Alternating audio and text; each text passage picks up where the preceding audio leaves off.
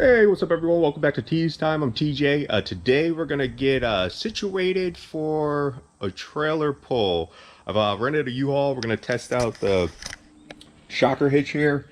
And then also to make that work, I do have a Hammerlock safety chain adapters here.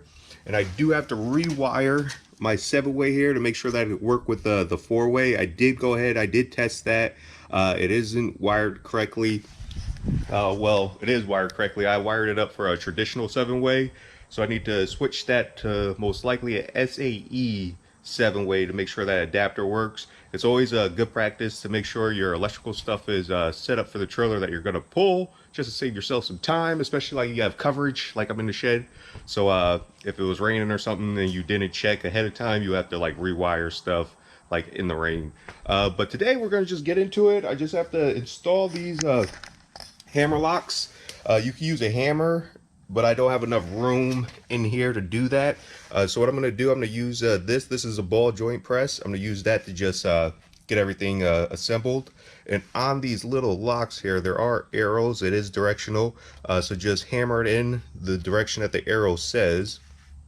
So we have that. And just a test light, just so I can get the 4-way wire situated, and these two just work together, and just some extra tools just to dismount that 7-way, so that way I could get that fixed and figured out the way it's supposed to go. But for right now, I'm just going to show you how to install these hammer locks. We're going to get that going, then we're going to do our electrical. So hammer locks, electrical, hammer lock, electrical. So enjoy.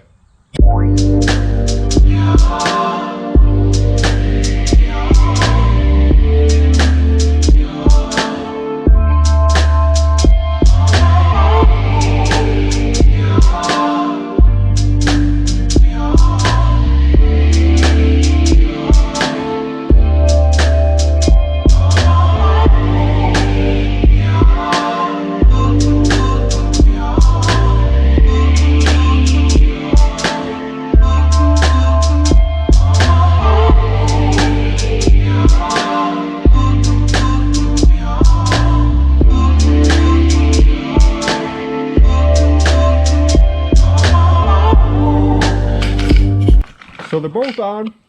The ball joint press is needed, or a hammer. It's called a hammer lock for a reason. I tried using the grip, the quick grip. It wasn't enough force like to get it in there, but like once it gets started, it gets like closer towards the bottom, then you can use that. But just you have to use a press, or you have to hammer that in. That's in, that's done. We should be good. And I just put that on there just an extra precaution, just in case like it had smaller hooks for the trailer that I'm about to rent. So I don't have any issues like when I'm there. I just want to be able to just hook up, connect, and go. So right now I'm gonna do the 4-way. I'm actually gonna show you the top one. I believe is our left turn, right turn, lights, and then ground. So when I tested these before, the top one was correct. So you have to go through and adjust this stuff right now. So I'm going to break it down, and I'm also going to drop a picture of like the pinout of like what it's supposed to be like for each function.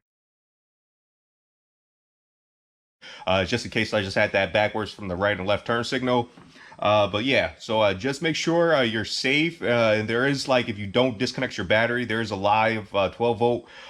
Don't short anything out. Just be extra careful. And a better idea would just be to disconnect the power, so you don't have to worry about that. But you will need your power to test the functions. So I want to tell you, just be extra careful. Don't electrocute yourself, and don't short anything out. So disassemble time. Check our connections. I believe I just have to switch two. Just as the turn and the running lights. I think I just have to adjust those, and it should be good to go. But yeah, stay tuned.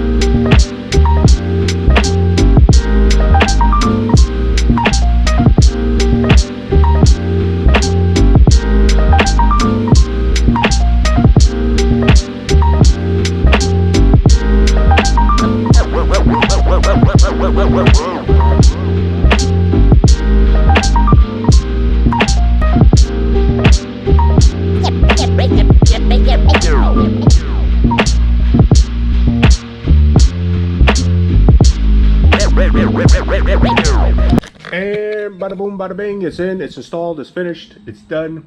I had to like redo it because there's grooves where it aligns like when it goes into the slot. So just be aware of that when you're rewiring. So I had to rewire it again just to move the terminals like one like click. But for this, the adapter that I have, it's for a 7-way for a RV. So just make sure you look up the 7-way for a RV, depending on like the adapter and stuff that you have. And just make sure you have your terminals in the correct spot. So right now we're good. All the lights work how they're supposed to. It sends the signals to the places that they're supposed to be sent to, and we're done. And then we have our hammer hooks. Those are all installed. So we'll be all set. And then I'll give like a feedback or review on this shocker hitch once I have like the trailer attached and everything. We gave it a run for its money. But I just wanted to make sure all the electrical and everything was good to go, so when I go get the trailer, I could just grab it and go. So with that being said, prepare for the worst and hope for the best. I'll see you on the next one. Peace, TJ.